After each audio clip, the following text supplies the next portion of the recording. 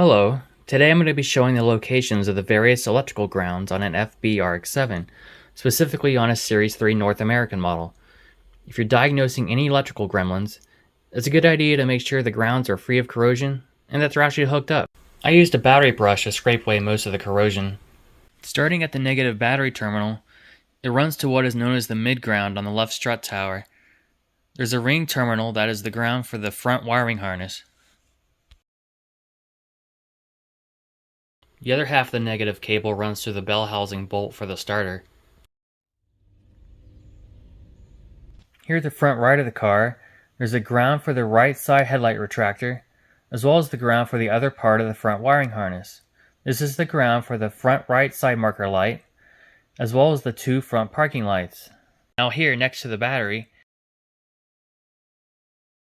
right here, there's a ground for the left side headlight retractor.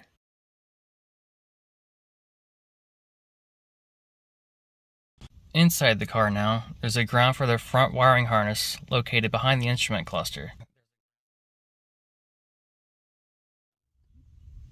Right here, where the ring terminal is. Mine was very corroded. It's held on with a 10mm nut. Mine was sandwiched between a metal bracket. The ground for the instrument panel harness is located right here, underneath the radio. Right here. It's held on with an 8mm nut. Now for the final ground, here at the back of the car, you'll have to loosen this trim panel. The left bolt for the hatch latch has the ring terminal, that's the ground for the rear wiring harness.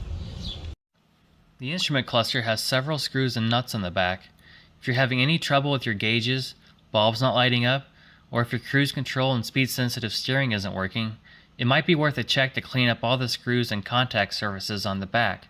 Cleaning up the corrosion actually fixed my cruise control and speed sensitive steering and made my gauges a little bit more accurate. This is the door switch for your interior light and reminder buzzers. It completes the circuit when the tabs touch the metal body of the sensor, so you want to make sure both parts are clean. There's also a similar switch on your parking brake handle which grounds out to activate your brake warning light. These same kind of switches are also used to trigger the light for the storage bins and glove compartment.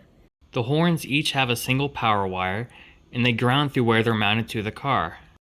If you're having any problems with your trailing or leading ignitors, before you replace them, you could try to clean up the brass sleeves and mounting screws. Someone on the RX-7 Club forum was able to bring their ignitors back to life after cleaning up the corrosion on them. If you're experiencing misfires, check for corrosion on the ignition coil terminals.